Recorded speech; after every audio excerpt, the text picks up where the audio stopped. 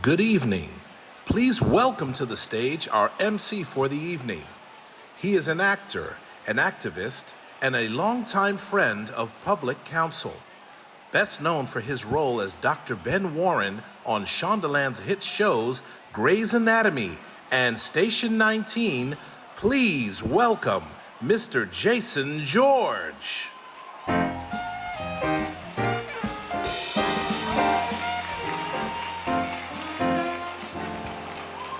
I work with these people. It's my wife, that's why they're standing. How's everybody feeling tonight? How is everybody feeling tonight?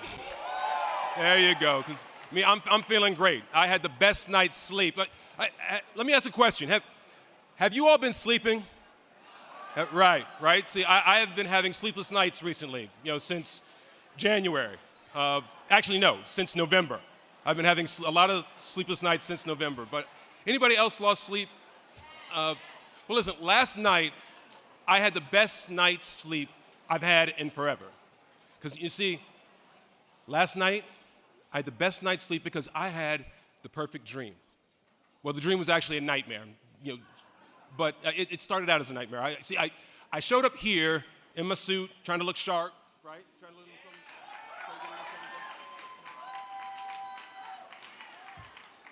You always got to get the back shot. But that was the opposite of the dream where you show up to school naked, because they're not paying me enough to get naked for you all. They're not paying me at all, actually, because it's a fundraiser. Anyway, I show up here, dressed, ready to go, and the janitors are cleaning up. There's nothing in the place. So I ask, what happened? I'm supposed to be hosting the William O. Douglas Awards tonight, and the janitor tells me that we're not doing the William O. Douglas Awards tonight. And I say, what do you mean we're not doing the William O. Douglas Awards tonight? And the janitor's like, we're not doing the William O. Douglas Awards tonight. Tonight or any other night. He says to me, they got rid of the William O. Douglas Awards. And I was like, oh, hell no. They already turned my country into a dumpster fire and rolled it off a cliff. They do not get to take my William O. Douglas Awards too. Then the janitor was like, no. They didn't get rid of the William O. Douglas Awards. Public Counsel got rid of the William O. Douglas Awards. And I was like, what you talking about? Because, apparently in my dream, I'm a cross between Scooby-Doo and Gary Coleman. Anyway, I was like, why would Public Counsel get rid of the William O. Douglas Awards? And the janitor was like, because they fixed it. Fixed what? And the janitor was like, they fixed everything. Everything. Civil rights violations, unlawful immigrant detainments and deportations, homeless veterans, illegal evictions and housing practices, discriminatory hiring practices, voting rights, constitutional crises. They fixed all of it. All of it? All of it. Public Counsel fixed it all. In my dream, there was no longer a need to have the William O. Douglas Awards because we're done. And I got to tell you, I slept like a baby. In my dream, I snuggled up next to Public Counsel. Did I mention that in my dream, Public Counsel looks like a cross between Halle Berry, Angela Bassett, and Janet Jackson circa 1995? It's my wife not looking at me right now. She's not looking at me right now in this moment. Anyway, me and Public Counsel, we just laid there and slept. And then Public Counsel whispered in my ear, I haven't slept like that, like I didn't have a care in the world. I haven't slept like that since. And then Public Counsel said, I've never slept like that. Never? I asked. And then Public Counsel looked me dead ass in the eye, and she said, I never rest. And that's when I woke up.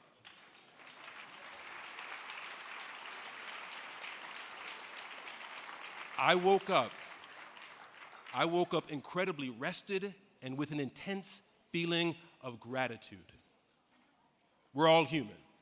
We all need to take a moment every once in a while to rest and recharge, but public counsel never takes a rest so that all of us can.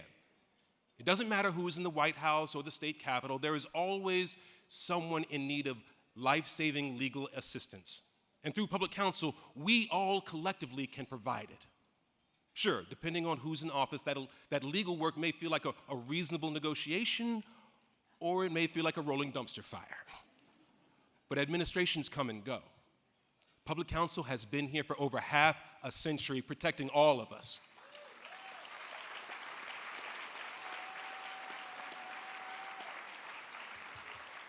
Public counsel will weather this storm. It'll weather this storm too, continuing to be the legal shield people rely on in times of peace and in times of chaos, and they will help bring back times of peace. But they can't do it alone. They need volunteers, and they need financial supporters. Fortunately, the thing they have plenty of are heroes. And that's why we're here tonight, because thank goodness we are putting on the William O. Douglas Awards.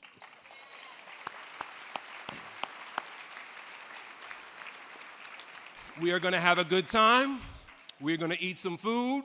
We're going to celebrate our heroes, our incredibly deserving honorees. We're going to celebrate the victories of our collective efforts, but we are also going to take one more night of rest to refill our social justice tanks. In a world that demands so much from us, it is essential that we take a moment to recognize our shared commitment and find strength in one another as we continue this vital work that lay ahead. In 1970, Fred Nicholas recognized the importance of lawyers giving back. Y'all know. And public counsel was born. Fred will be celebrating his, wait for it, 105th birthday in May. That's superhero level stuff right there. That's superhero level stuff. And we are fortunate to have him here with us tonight. Fred, where are you at? Ladies and gentlemen.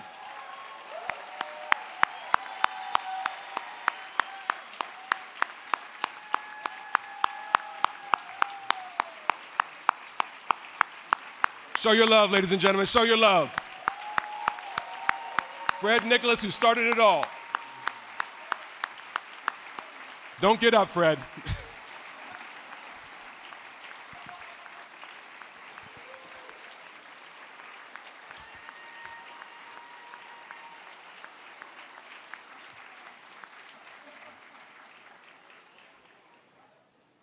So the moral of the story is, if you give back, you live longer. There you go. Do a little something. And while we are giving shout outs, let's give another big one to our dynamic Douglas Dinner Chair and Public Counsel Board member, Bruce Cormickle. Okay. This is the only time Bruce gets shy, is it, in this moment? Otherwise, there's nothing shy about that man whatsoever. Full disclosure, Bruce happens to be married to my boss, the incomparable Betsy Beers from Shondaland.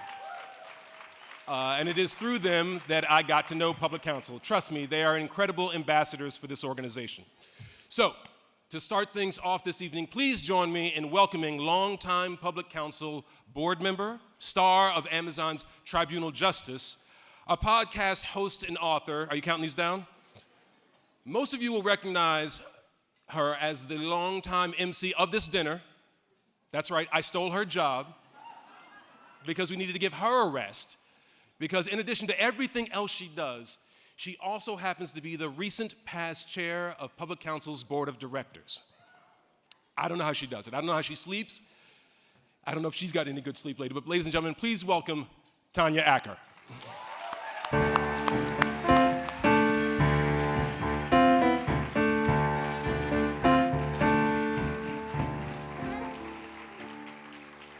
Thank you, Jason. And you can see me on Grey's Anatomy. No, I'm just joking.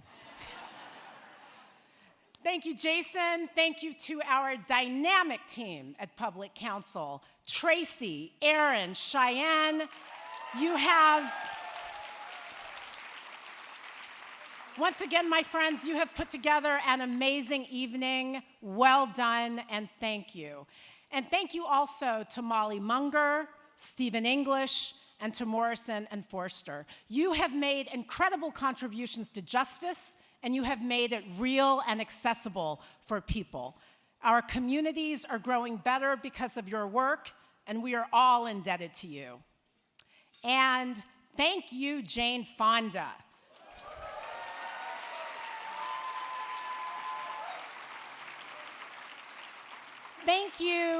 Thank you for your full-throated commitment to equality and to community power. And by the way, for those of you who don't know, Jane is a co-founder of the Women's Media Center. And the Women's Media Center, yeah, give it up for WMC. The Women's Media Center operates an online database of women experts who are then invited onto news shows to pontificate and the like. And I was on that platform when when Bill O'Reilly's producers reached out to me, and I became one of Bill's regular sparring partners until he got irritated with me for talking back too much. But one thing leads to the next, and the exposure that I received as a result of being on SheSource ultimately led to my having a full-time gig on television. So on behalf of all of those women whose voices you've uplifted, thank you, Jane Fonda.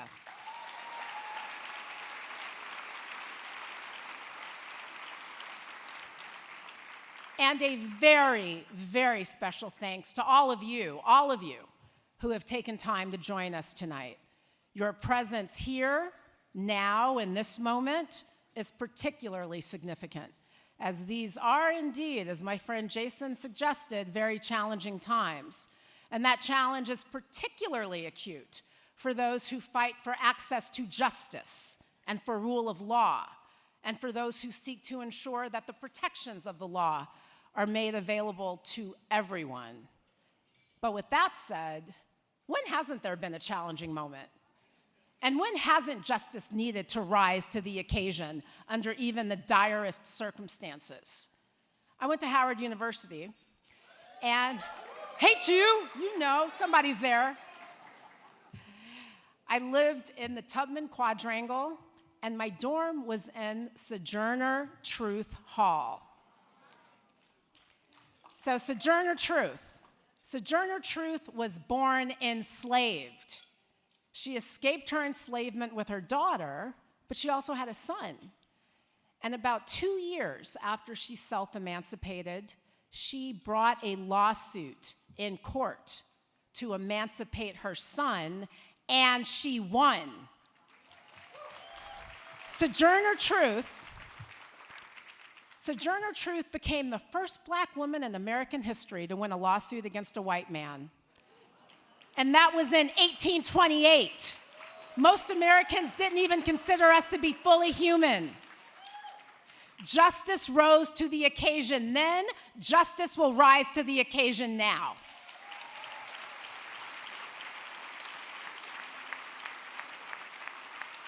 People rise to the occasion. Communities rise to the occasion. My beautiful, incredible parents are here. And what I'm reminded of is that they didn't do a lot of talking about what you were supposed to do for your community. They just did it. And by the way, they weren't fancy lawyers. We didn't go to galas. I grew up, they worked at the post office. And whether they were finding work for church visitors who fell on hard times, or making sandwiches and putting together care packages for unhoused people, they just showed up and they did what was needed. They didn't talk about it. They just did it. So thank you, Mom and Dad, for being my first mentors in what it means to show up and care about community. Showing up and doing what is needed is who Public Counsel is. That is what we do. We fight for the rights of foster care youth, small businesses, defrauded consumers, veterans, students who want to learn real history, and students who just want to learn. And as you'll hear later, we have been an important and critical resource for those who have been impacted by the fires that have so devastated our community. I'm going to leave it to our phenomenal CEO, Catherine Eidman, and our clients to tell you more about our work, but suffice it to say, my friends, that you are in the right place at the right time, and we need you now more than ever. Thank you so much for being here.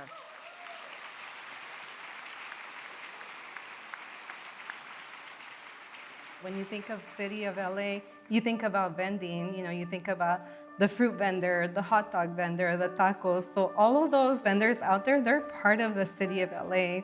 Public Counsel's been involved in the campaign to legalize and decriminalize street vending for more than a decade. It's an important part of our mission, which is to advance economic, racial, and housing justice. In 2018, we were part of a campaign to legalize vending in California. Through a coalition that we worked in, that was accomplished, but shortly thereafter, the City of LA created its own vending regulations and ordinance. Street vendors in Los Angeles are fighting for their livelihood. They are suing the city for setting up no vending zones in some pretty popular areas of the city. That includes the Hollywood Walk of Fame, LA Live, Universal Studios, and more. All of those are areas of high pedestrian traffic. That's where you have your customers. That's where you have your tourists that are coming. So they were losing money, not being able to vend there. Our attorneys at Public Counsel came to the coalition space and said, we've been doing a lot of research with other attorneys, and we think we have a good case for suing the city. We knew that we were on the right. We knew that the city had violated a lot of the rights of the vendors. We knew that the state law, the language of it, and the rights that it gave the vendors, and how it was being manipulated or denied. So we filed the case, and we found three wonderful organizations that had been part of the effort that Public Counsel had been leading: Community Power Collective, East LA Community Corporation, and Inclusive Action for the City. We didn't find that the city had done any type of data, evidence collection, analysis. There was absolutely nothing in the record to justify their no vending zones. Some of it has to do with anti-immigrant sentiments. There's also a lot of favoritism that plays out in terms of favoring brick and mortar businesses over street vendors. And so we have these highly trafficked and frequented areas where they were ticketed, harassed, and it creates a lot of trauma, fear. En esas áreas, la mayoría de vendedores de 5 tickets a la semana. Era un ticket diario de 250. Yo llegué a acumular más de 120 tickets, que yo podría acordarme, no iba a haber una economía sostenible que pudiera pagar esa deuda. When we sat down with the city to say, okay, let's organize how we're going to do this, they came to us and they said, well, we don't think we have a case. And they said, we want to settle. We thought that was wonderful. We wanted to settle, but it had to be on our terms. Close the roll and tabulate the votes. 15 ayes. Very good. Thank you very much. Item 14 passes. The City Council's office had decided to go ahead and eliminate a number of the no vending zones, but not on terms that really worked for us. So what we continued advocating was for the city to repay or reimburse vendors who paid a citation. So we're talking about a massive amount of money, but there's also the collection component of it. We kept plugging along, and then in the summer of 2024, we reached a settlement through which the city agreed to cancel all the citations that were issued to vendors and to refund vendors who had paid for such citations. When it finally happened, I just took a sigh of relief. We're like, this is amazing. The work is next to celebrate. Hollywood street vendors are celebrating after reaching a deal with the city of Los Angeles. Gracias a todas las organizaciones que se tomaron el tiempo de luchar por esto. Thank you for all who joined us in this fight. Es algo muy emocionante porque el hecho de pensar que los vendedores detrás de mí, generaciones después de mí, puedan venir y no tengan que pasar los malos ratos que yo pasé con la ciudad, con la policía, es algo agradable. It just means a lot to people that you're in their corner, that you stand up for them, that you see them. And I felt very fortunate to play a small role in that and to be able to change our city for the better.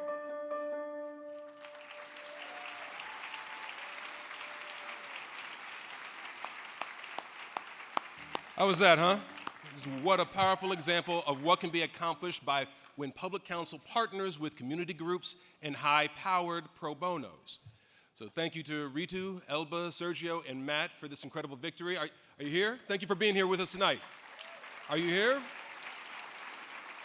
Oh, here we go. Thank you. Thank you so much, Ritu. Now, as many of you may recall, Public Counsel conducted a nationwide search after their former president and CDO, Monica Ramirez Almadani, was appointed to the federal bench by President Biden. And as is often the case, Public Counsel has the best and the brightest already within the ranks. And that's what the search committee ultimately determined. Public Counsel staff had the extreme good fortune to welcome one of their own as the new president and CEO, a tenacious civil rights litigator, a magna cum laude graduate of Harvard, who received her JD from Yale Law School. Please join me in welcoming the holder of the Helen and Morgan Shue Chief Executive Officer Distinguished Chair, Catherine Eidman. Give it up, y'all.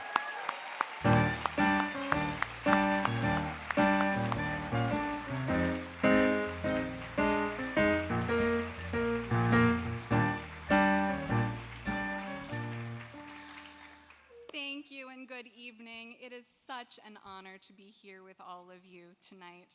We are so thrilled to celebrate Jane Fonda, Molly Munger and Steve English, and Morrison and Foerster for their work that has made our country and our world a better place.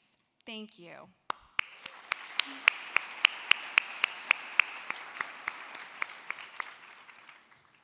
This is my first time speaking to you as president and CEO, but it's my 13th year here with this incredible organization.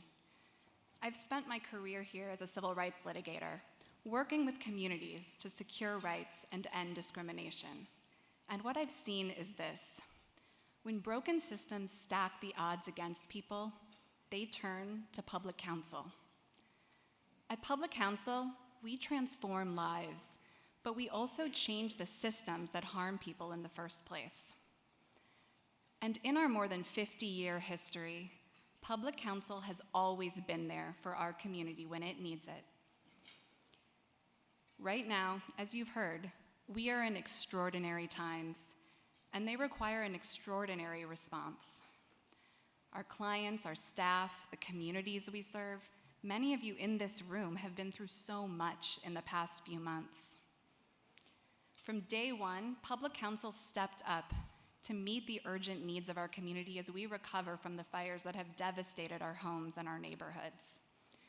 We've been staffing the FEMA disaster recovery centers, providing legal advice and assistance.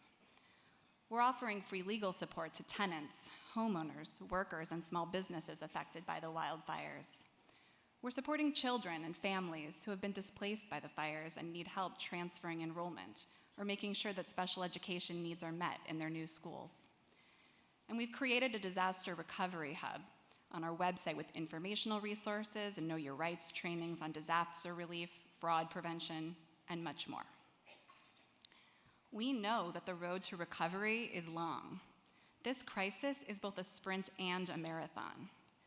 But Public Counsel has committed to be there, meeting the needs of those impacted by the fires in the months and the years ahead, as long as the community needs us, until we've not only rebuilt, but done so in an equitable way, one that preserves the vibrant, diverse character of the communities that we call home. But at the same time that our community is coming together to pick up the pieces and care for our neighbors, the federal government is attacking the fundamental rights and commitments that we hold most dear. We're facing federal policies that will strip away protections for immigrants and separate families. Our legal team works tirelessly to represent individuals in immigration court, to secure visas, and to help immigrant families build a future in the US without fear. We will continue to push back against harmful policies that are designed to threaten and intimidate immigrant communities. Our clients deserve dignity, safety, and opportunity, and we will fight for that right in every arena available to us.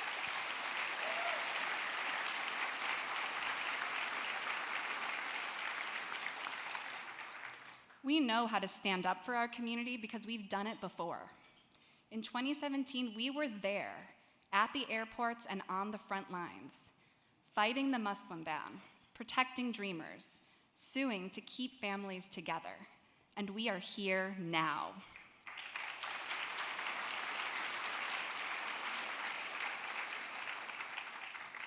But our ability to support this critical work hangs in the balance. Last Tuesday morning, I received notice that the new administration had imposed a stop work order on our long-standing grant that enables us to serve 200 unaccompanied children in immigration proceedings each year. Many of these children are fleeing extreme violence and have lost one or both parents. Some of these kids are too little to tie their shoes. Without us, they would be standing up in court alone, trying to represent themselves in front of a judge. So that was Tuesday. On Friday, with no explanation, no notice, I received a one-sentence letter that the stop work order had been canceled.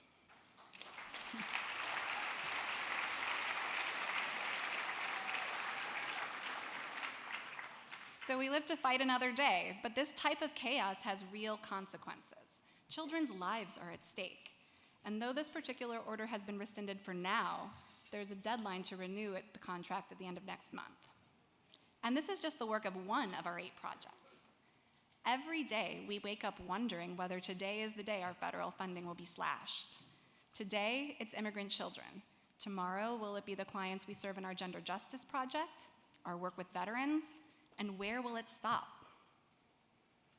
So tonight is not just about a celebration of our achievements. It's about our commitment to one another to work towards a shared vision. Together, we can protect our community and create a more just world. Together, we can rebuild the city we love and help our neighbors realize their dreams. Thank you for your partnership in making this vision a reality.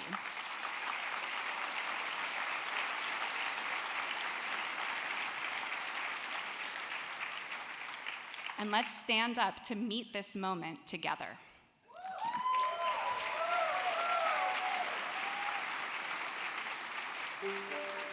One of the things that we know about moments of crisis is that it hits high-need communities disproportionately. When COVID hit, we already understood that there was a lot of inequities within the education system, and that was going to be exacerbated. Throughout the state of California, 6+ million kids are not physically in the classroom. That only works if every child has access. Just because there's virtual school doesn't mean there's virtual learning. It's not happening. Historically, there's been a 2-tier system of education in California. Kids of color and kids from low-income families have historically not had the same educational opportunities that their more affluent peers had. Families just weren't equipped to go into online learning. So we started calling our families. One of the first questions that we asked were, do you have access to a computer or a hotspot or internet? The estimates are that between 800,000 and 1 million kids, all of whom were low-income families, children of color, were without digital access, which meant that they got no education. It has been established that the state owes its students a fundamentally equal education. When we saw the state's failure to step in and address these problems in a serious, systematic way, we had to do something. Public Counsel has a national reputation for the educational equity work that we do. And we reached out to our lawyer partners, the law firm of Morrison Foerster, to get troops and to get vision in order to address the pandemic. Initially, we thought of the case as a digital divide lawsuit. What does it take to get kids access to a screen, a fast connection, and technology that works? The Kayla J case became the first case in the country to address the impact of the pandemic on those students who were on the wrong side of the digital divide. The plaintiffs were students that we were largely introduced to by the community groups, Community Coalition here in Los Angeles and the Oakland Reach in Oakland.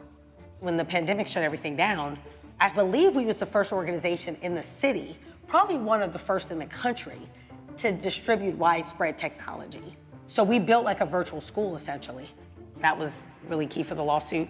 Our families felt like, one, taking on the lawsuit was the right thing to do, but two, that there was an opportunity to also change the way that their children will experience education on an everyday basis. They were addressing the gaps. So when we needed to know, what does it take? We could call up Lakeisha Young at the Oakland Reach, and she could say, it takes the following. It's not just computers. You have to have a help desk.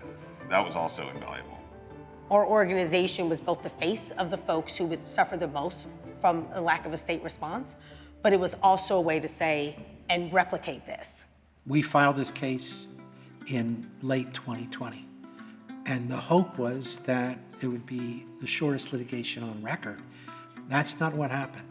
The legal system is slow in the best of circumstances. By the time we were talking about going to trial, the pandemic was over.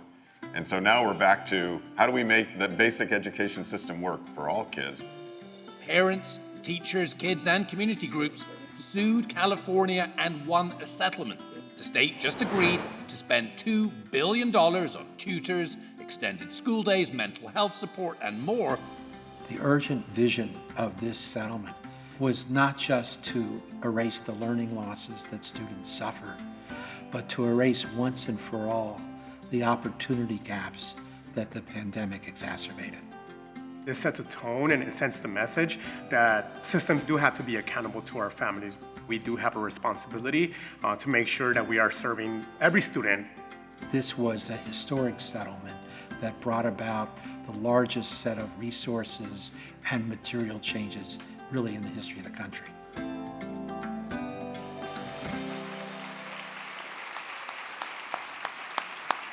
Give it up. This is another powerful example of the extraordinary work of public counsel. It actually makes me think of a story of my best friend actually is a science teacher on the East Coast. And one time he was having a conversation with one of his students about resources in schools and people having to fill in the gaps sometimes from their home. And the kid, this is a very middle class, upper middle class, okay, they were rich, school on the East Coast. And the kid said to him, he goes, yeah, but everybody has $1 million when you factor in your assets, like your house and stuff like that. So my friend had to educate this kid about something other than science. What my friend did with that kid, I feel like public counsel constantly does with our government. To educate them that people may have fewer things, but they are every bit as much a human being, and that means they should be treated equally. Moving things along, to present our first award of the evening, we have someone you just saw in the video. He is a nationally renowned attorney who files groundbreaking litigation across the country, the results of which benefit hundreds of thousands of people. Please join me in welcoming Public Counsel's Senior Special Counsel for Strategic Litigation, Mark Rosenbaum.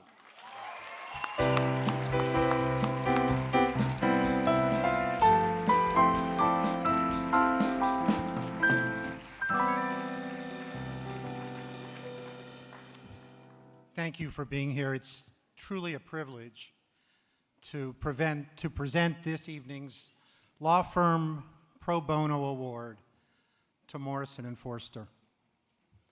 Public Counsel, along with other public interest organizations, have partnered with MoFo in some of the most far-reaching, historic civil rights lawsuits in California and throughout the nation.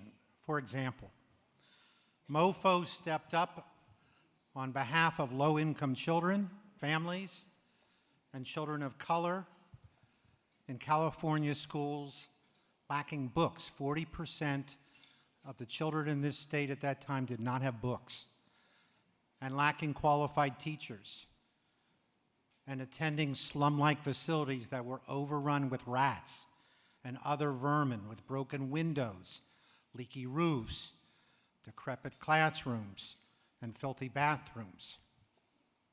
MoFo stepped up on behalf of low-income families and children of color in California schools where they were not given instruction to learn to read so that they could read to learn. Children who could not read, who could not write a sentence, let alone a paragraph, let alone an essay, where access to literacy did not exist. At the time of the lawsuit with MoFo, 11 of the 20th lowest performing districts in the nation were here in California. And as you just saw a moment ago, MoFo stepped up on behalf of children from low-income families and children of color in California schools during and after the pandemic, where that pre-existing digital divide existed, along with many other pre-existing inequities. And that meant that these children in these schools, between 800,000 and 1 million of them, received no schooling, not bad schooling, but no schooling for close to 2 years. In each of these circumstances, MoFo, in furtherance of its core values, stood up with these children, stood up with their families, stood up with Public Counsel, and fought in court with all our community partners who were involved in this struggle to upend the then status quo and to have our state constitution construed to establish a robust fundamental right to education, a real right to education that afforded these children equal opportunity to better their circumstances and to become meaningful participants in our democracy, where often they were not wanted to be those participants. These landmark victories, and we won every one of them,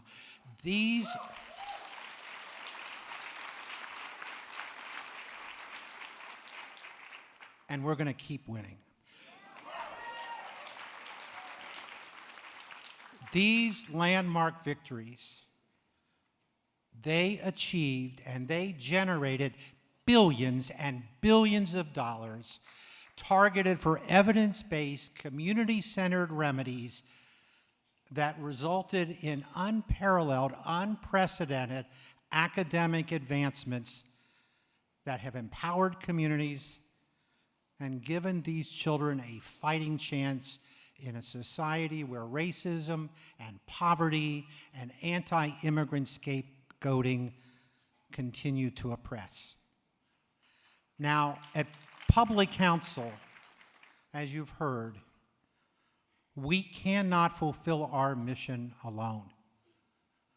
We desperately need the brilliance and the grit, and especially the empathy of pro bono firms like the teams assembled at Morrison at Foerster. We need firms like MoFo that don't know the meaning of the word no. And we need you. We need you as our partners, our colleagues, and as our friends. And I want to tell you something. You need us too. You need us to stand up with the disadvantaged, to stand up with the vulnerable, and to fulfill your ideals and the loftiest ideals of our profession. Just this past Tuesday, Morrison Foerster stepped up again and filed a chilling amicus brief on behalf of high-ranking military officials, including a former head of the Joint Chiefs of Staff, to support our lawsuit on behalf of unhoused disabled veterans. That ought to be an American oxymoron.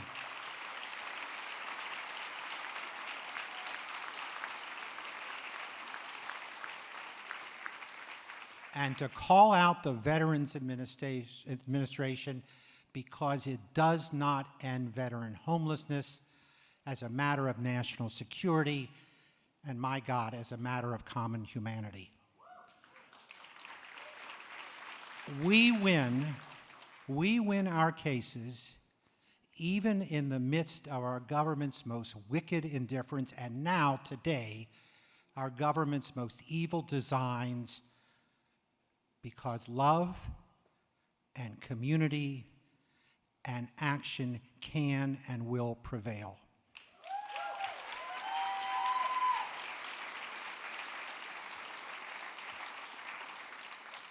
To accept this award, I am thrilled to accept this award on behalf of MoFo. I am excited to introduce to you one of our partners, one of our colleagues, one of our friends among the incredible team that Morrison Foerster put together. Her name is Lily Lee. She's a partner in the Palo Alto office, and she played a key role in the Kayla J. pandemic victorious case. Lily.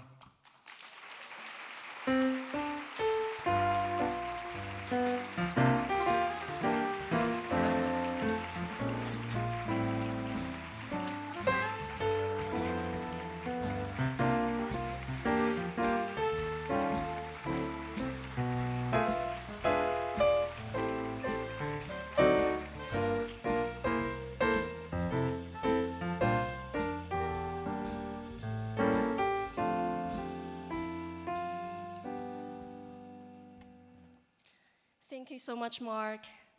It's an incredible honor to accept this award on behalf of Morrison Foerster. Thanks to everyone who has supported our pro bono efforts. Tonight, we celebrate hope, justice, and a renewed commitment to our communities.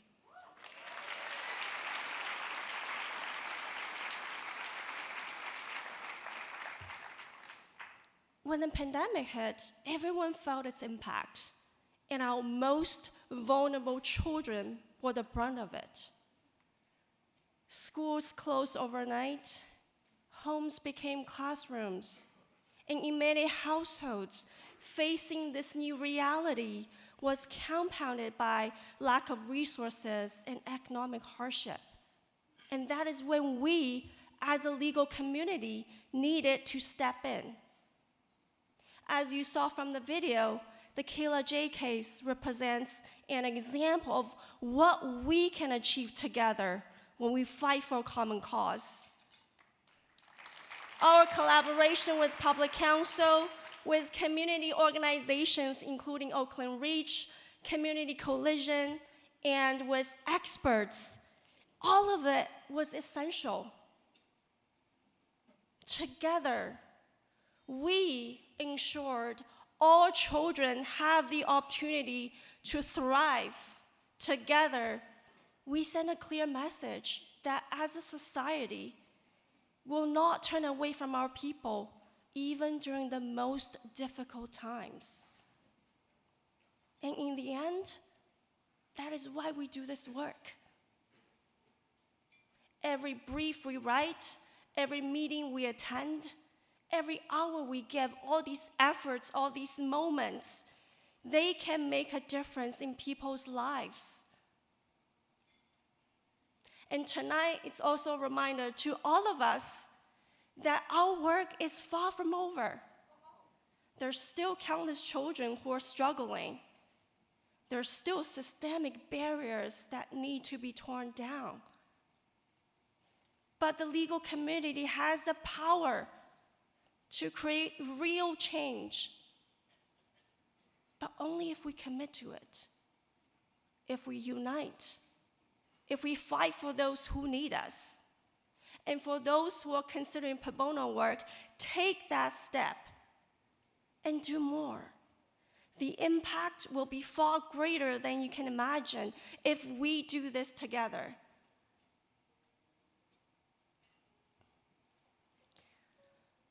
Pro bono is not just free legal services. It's about a commitment. It's a lifetime commitment to ensure that justice is accessible to everyone.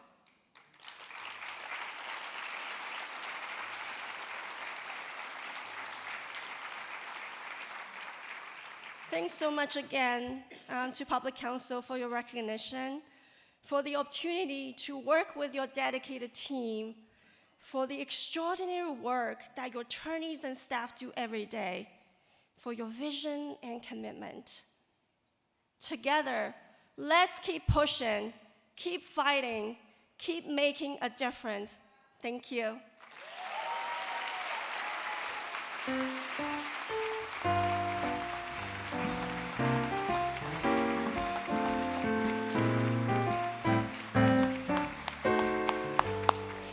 Give it up for Lily and Morrison and Foerster. I love the work they do. I love their commitment. I love their tenacity. I mostly love that they go by the nickname Mofo. And God bless you all, not a laugh out here when they said it, because I'd never heard. Maybe y'all know Morrison and Foerster. I'm new. I just got the gig. I'm new to the game. I'm just picturing like all sorts of commercials with Sam Jackson. I'm suing you. Oh yeah? Who's your lawyer? My lawyer's a bad motherfucker in the... Anyway, we're gonna break for dinner. We're gonna break for dinner. We'll be back in just about half an hour. But first, I wanna give a special shout out to Public Counsel board member Brian Strange. Brian, right down here. There we go. He and his family, the Strange family, Vineyard, donated all of the wine this evening. So thank you for getting everybody lit. Thank you for getting everybody a little tipsy. When I try to get money out of everybody later on, I'll be thanking you so much more right there. Drink up. Thank you, Brian and Shamira. Listen, as I stand here looking out at all of you, I am stopped by the sight of a national treasure among us. She's not only a national treasure, she's a former William O. Douglas honoree. Dolores Huerta is here as well tonight. Can a brother get a Si Se Pueda up in here? Si Se Pueda?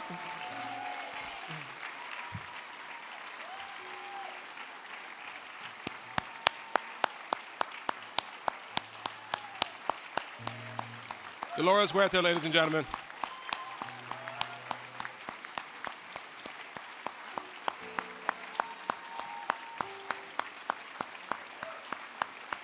We love you, Dolores. I'm not certain, but I think Barack Obama still owes you more money for the Yes We Can, I think. I think every poster, do you get a piece of that? Okay. Look, but she reminds me of the importance of taking a moment to thank the dedicated and hardworking members of Unite Here Local 11. Give it up. Without whom this evening would not be possible. Thank you very much for taking care of us this evening. Let's show them some gratitude. So eat your dinner, eat up. We'll be back with you in just about a little under half an hour. Much love.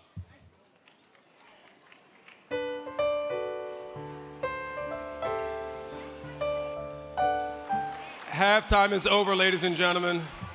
We are back to the show. Halftime is over. And I say halftime as a special gift to my friend Tracy Rice. Tracy, you can applaud for her if you want to, but she's a Kansas City fan and I'm an Eagles fan. Go Birds. Halftime, yeah, Tracy, I did it. Hope everybody enjoyed dinner. Listen, as we heard throughout this evening, Public Counsel is on the front lines. They're on the front lines fighting for their clients and our communities. So we want to take a moment, if everybody could just take a moment with me, to acknowledge that, as Catherine said, many people right here in this room lost everything, or their lives were severely upended by the wildfires. In fact, right here on stage, 2 members of our longtime house band both lost their homes and all their instruments. Band leader Michael Lyle in the Palisades, and jazz musician Dale Fielder in Altadena. But they're mofos, and they insisted on still being with us here tonight. So thank you, Michael and Dale. Thank you, Michael and Dale. They know how important Public Counsel is, so they showed up no matter what. That's what we do. It wouldn't be a Douglas Awards without y'all. I'm just gonna keep saying mofo as often as I can. In 2017, a dear friend and longtime supporter of Public Counsel, Audrey Ermis, endowed the Audrey Ermis Women and Girls' Rights Project. Give it up, give it up. It's so coincidental that they named it the Audrey Ermis Girls, anyway. But last year, Public Counsel, with the Ermis family's blessing, appropriately renamed the project the Audrey Ermis Gender Justice Project. Audrey is an extraordinary philanthropist and a lifelong champion of social justice. We named this next award in her honor.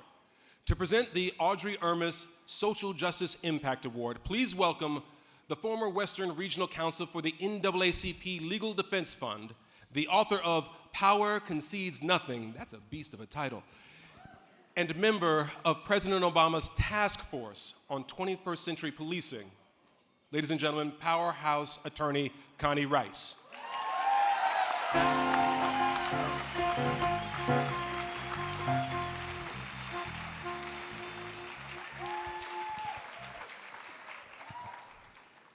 Hey, everybody.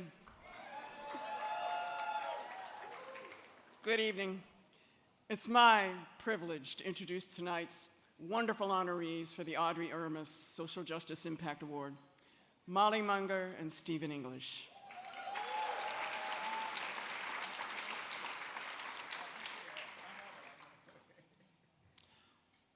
One week before he met his assassin's bullet in Memphis, a troubled Martin Luther King Jr. turned to his friend Harry Belafonte and said of America, "Harry, I fear we are integrating into a burning house."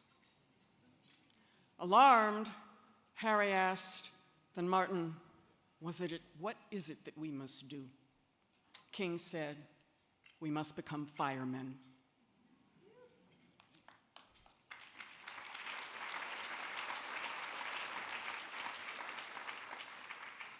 In 1992, when our city burned in flames of rage, Molly Munger and Stephen English determined to leave their big law firms to become those firefighters. But even before that, Stephen had racked up more establishment pro bono chops than other lawyers had golf clubs. He served as president for the Legal Aid Foundation, the Los Angeles Bar Foundation, Inner City Law Center, this great organization, Public Counsel, eventually winning the State Bar President's Pro Bono Service Award. And then he took complete leave of his censors and joined Molly and me as a full-time, zero-money Robin Hood lawyer.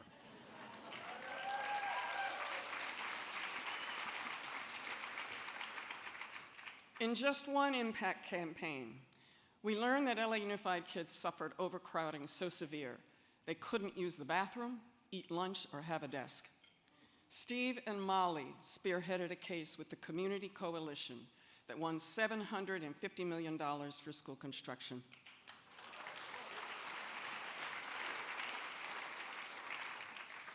And with School Board President Janethia Hayes, who I want to be when I'm 80, and Superintendent Roy Romer, we created and ran a school construction juggernaut with Navy Captain Jim McConnell's platoon of CB engineers. If you want something done right, don't go to the private sector, go to the military, okay?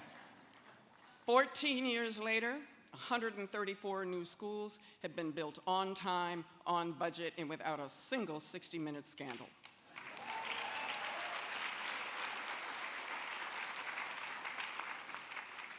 My sister by another mother, Molly Munger, jokes that she spent 20 years making the world safe for women lawyers. But in reality, she had long been a highly accomplished lawyer, assistant U.S. attorney, one of the first women partners at Free Frank, and the winner of the prestigious Ernestine Stahlhaut Award. Like Steve, she did all kinds of pro bono cases, which is how she met yours truly, and soon found herself in Watts with black gang members fighting for their ripped-off trademarks. I will never forget her introducing them over to her speechless law firm partners. "John, I'd like you to meet our clients, Mad Dog, Big Ship, and AK-47.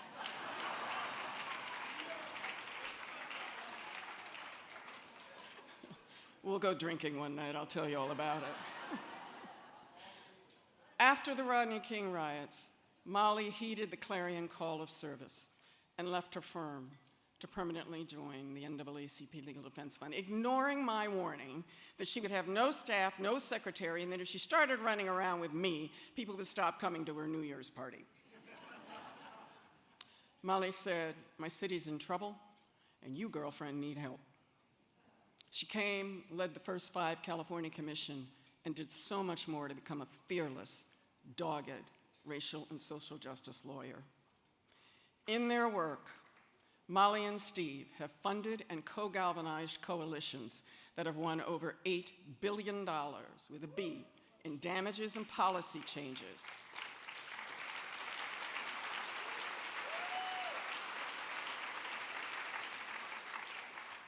That work changed the odds for millions of poor people with no chance. Work that one magazine declared had picked up where Clarence Darrow left off.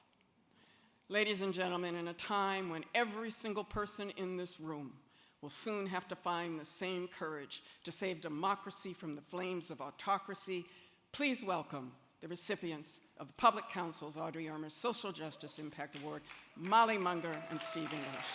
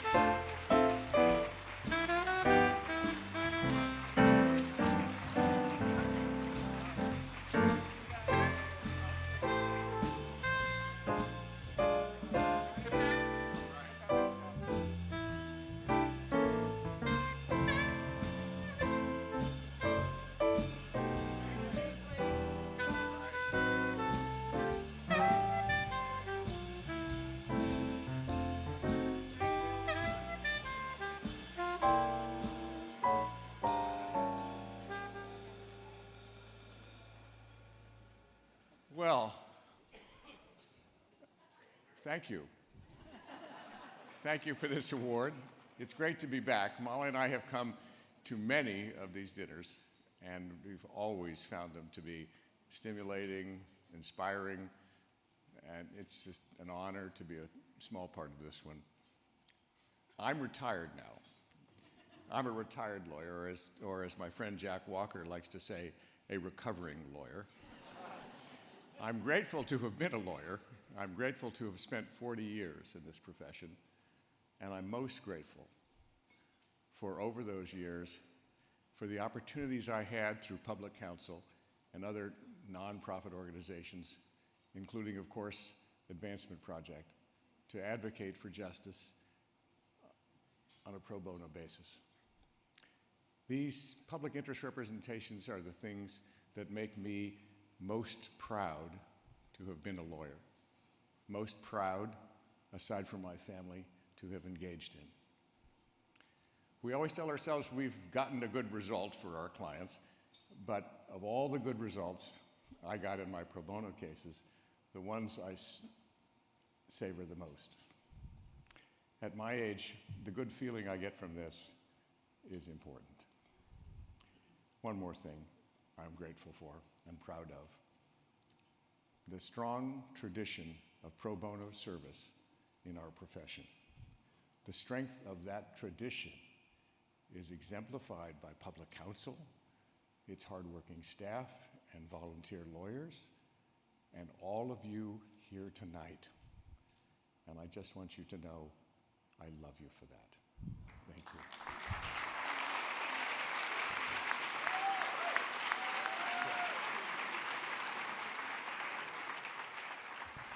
And I love you for that, sweetie.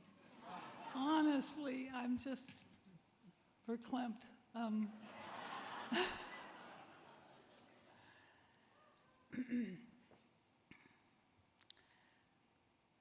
I guess I should start by adding a note to what Stephen said about how much pro bono work can enrich a life. As you heard from Connie, it was a pro bono case I took on when I was at Fried Frank with the Legal Defense Fund that introduced me to Connie.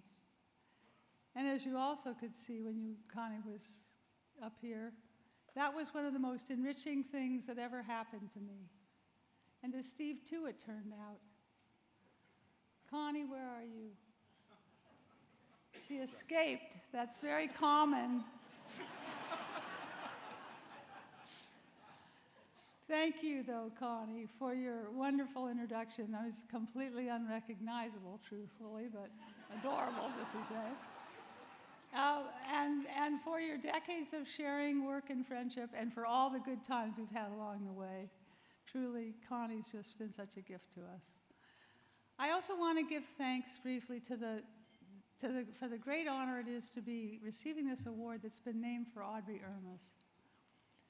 Audrey Ermis was a woman that I never knew personally, but knew indirectly through Margaret Morrow, our old fan, our old pal, when Audrey was giving the wonderful gift to Public Counsel on behalf of women and girls.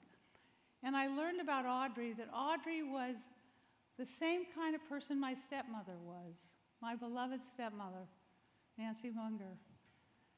Audrey was intelligent, she's very old now, and not old, oh dear, you can't say that, but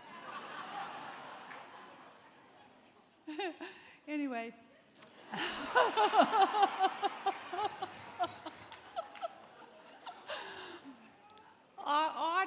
Audrey is intelligent, kindly, dutiful, generous, gracious, and committed to just and ethical action. Both of these women were raised in an era of constricted options, and they were delighted to see the barriers lightened, if not totally lifted, from those of us who followed them.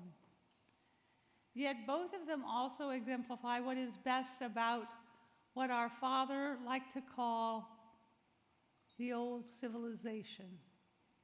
How we miss it, some of its qualities right now. These two women's deeply good ways of being, the simple honesty, the simple kindness, the simple hard work and keeping on,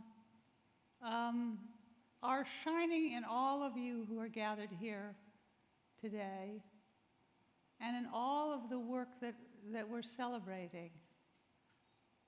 The work is forward-looking, barrier-lowering, and important, and it also reflects the deepest of the older values that we can't lose, please.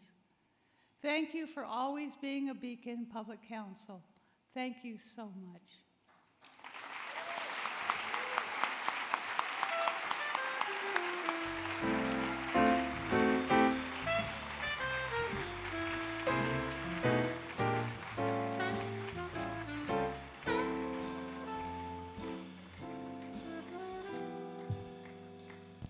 Give it up to him one more time. One more time.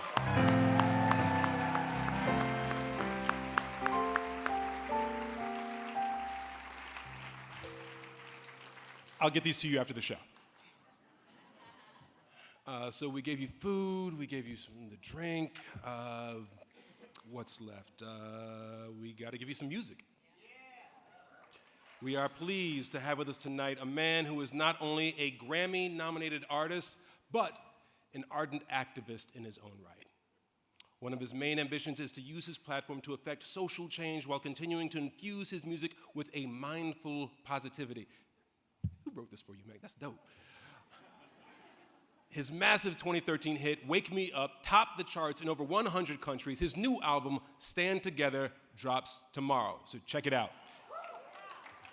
He literally just got here in time to do the step and repeat. You may have seen him outside.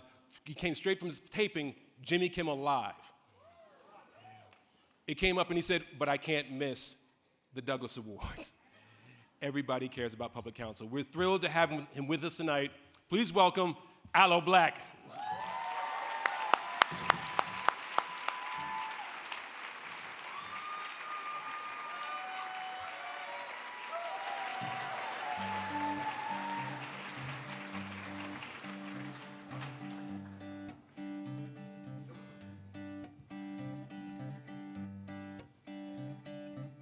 night like this, with a lot of heavy conversation, I think I'll start off with something light, nice and easy. If you happen to know it, I don't mind if you sing along. Just don't sing it wrong. Sitting in the morning sun, I'll be sitting till the evening comes, whoa, watching the ships roll in, and I watch them roll away again. So I'm sitting on the dock of the bay, watching the tide roll away. Ooh, sitting on the dock of the bay, wasting time. I left my home in Georgia, headed for the Frisco Bay. Well, I got nothing to live for. Seems like nothing's gonna go my way. So I'm gonna sit on the dock of the bay, watching the tide roll away. Ooh, sitting on the dock of the bay, wasting time.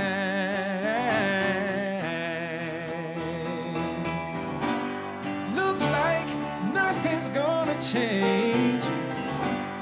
Everything still remains the same. Now I can't do what people tell me to do, so I guess I'll remain the same. Sitting here, resting my bones, and this loneliness won't leave me alone. No, 2,000 miles I roam just to make this dock my home. So I'm sitting on the dock of the bay, watching the tide roll away. Ooh, sitting on the dock of the bay, wasting time.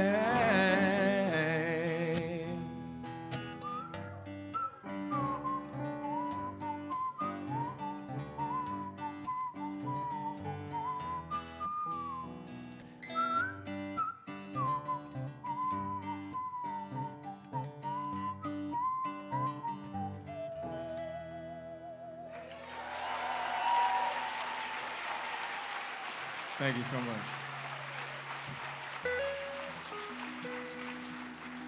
You know, I'm really inspired by this classic era of singer-songwriters who would use their voices and their words to deliver a message.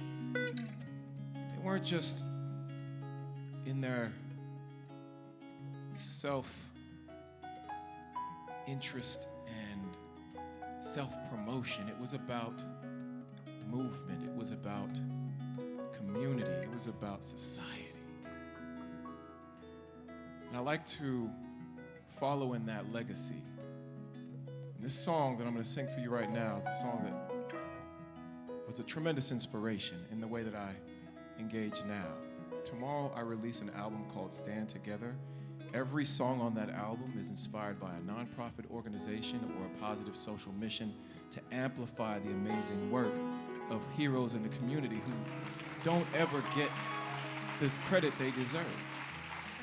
My goal is to inspire my peers to do the same, as I've been inspired by some of the greatest songwriters of the past, like Marvin Gaye, who said, "Mother, mother, there's too many of you crying. And brother, brother, brother, there are far too many of you dying. You know we've got to find a way to bring some love in here today. Father, Father, there's no need to escalate, 'cause war is not the answer. Only love can conquer hate. And you know we've got to find a way to bring some love in here today. Picket lines and picket signs. Don't you punish me with brutality.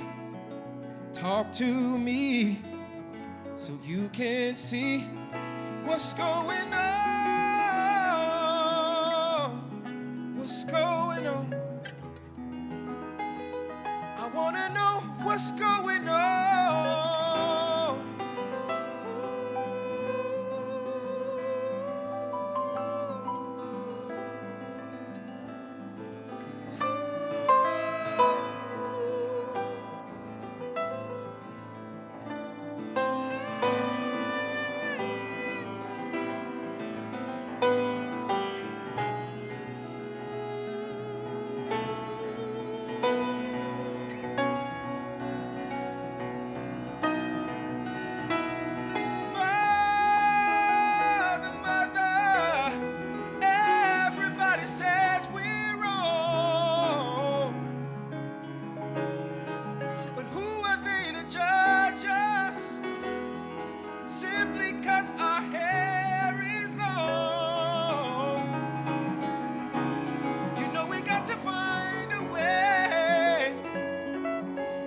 Some understanding here today. Hey, yeah. Picket lines, picket signs. Don't you punish me with brutality. Talk to me so you can see what's going on. What's going on? What's going on? What's going on? What's going on? What's going on? I wanna know what's going on.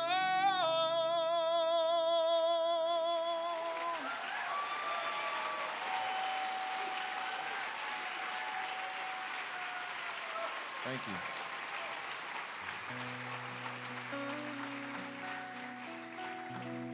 Now, before I leave you, I never know when I'm writing a song what is going to happen. I just put it into the world and I hope for the best. It's kind of like having kids.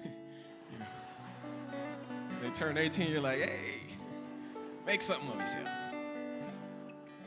In this next song, I knew that it felt good when I wrote it. I knew it felt good when I recorded it, but I had no idea how it would touch the world.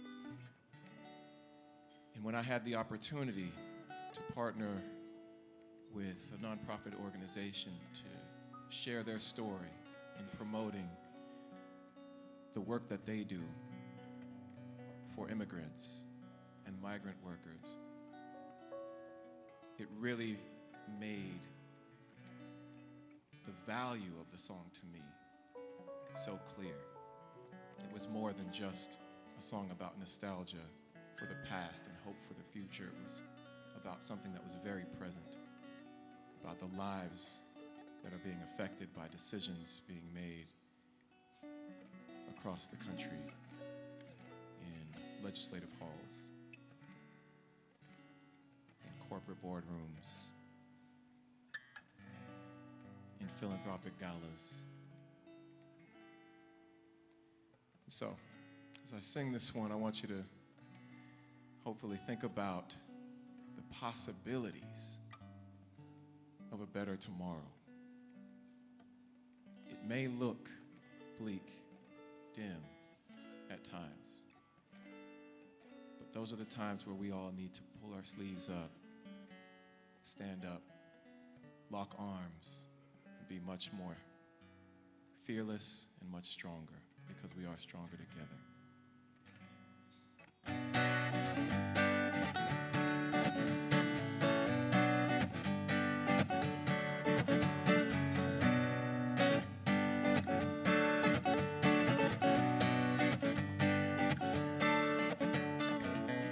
Feeling my way through the darkness,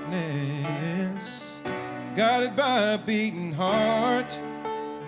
Well, I can't tell where the journey will end, but I know where to start. They tell me I'm too young to understand. They say I'm caught up in a dream, and life will pass me by if I don't open up my eyes. Well, that's fine by me.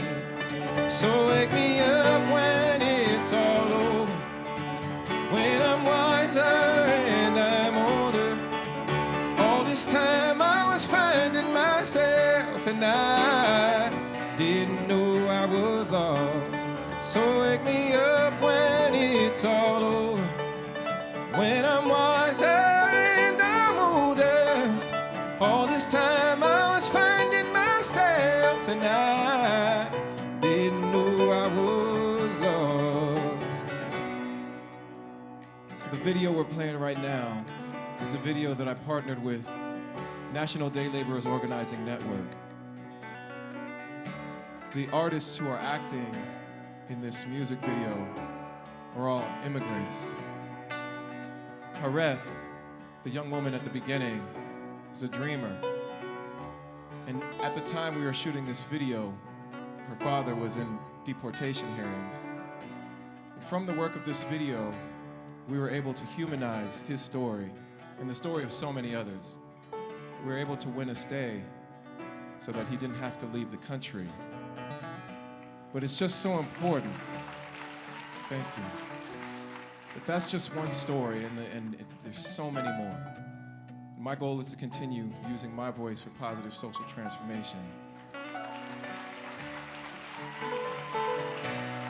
As my hero, the late, great Harry Belafonte said, artists are the gatekeepers of the truth. I'm gonna keep speaking the truth. Now, I try to carry in the weight of the world, but I only have two hands.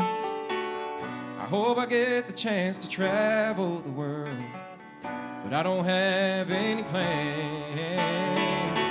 Wish that I could stay forever this young, not afraid to close my eyes. Well, life's a game made for everyone, and love is the prize. So wake me up when it's all over, when I'm wiser and I'm older. All this time I was finding myself, and I didn't know I was lost. So wake me up when it's all over, when I'm wiser and I'm older. All this time I was finding myself, and I didn't know I was lost. I didn't know I was lost. I didn't know I was lost. I didn't know I was lost. I didn't know I was lost. So wake me up when it's all over, when I'm wiser and I'm older. All this time I was finding myself, and I didn't know I was lost. Thank you so much. Farmer Greif on the keys, Woody Applenapp on the guitar. Thank you.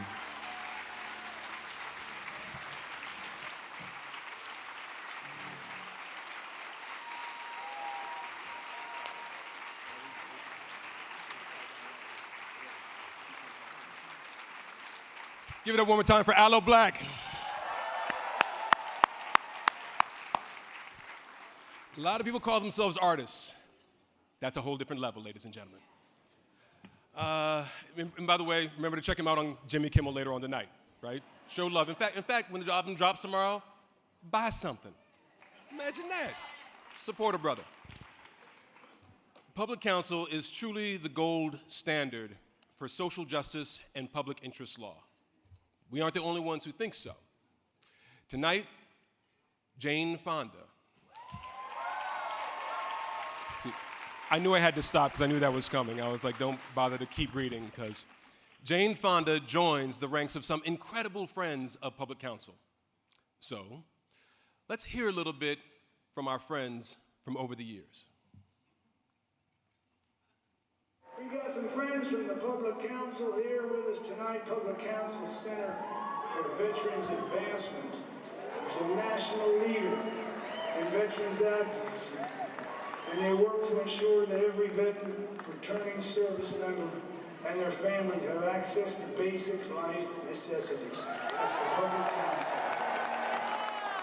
They're on the front lines doing God's work, if you see that. When Public Counsel was founded in 1970, that was a moment of great hope about what lawyers could do. It's hope and a commitment to justice that will get some of us to stand up when other people say sit down. That's the work of Public Counsel.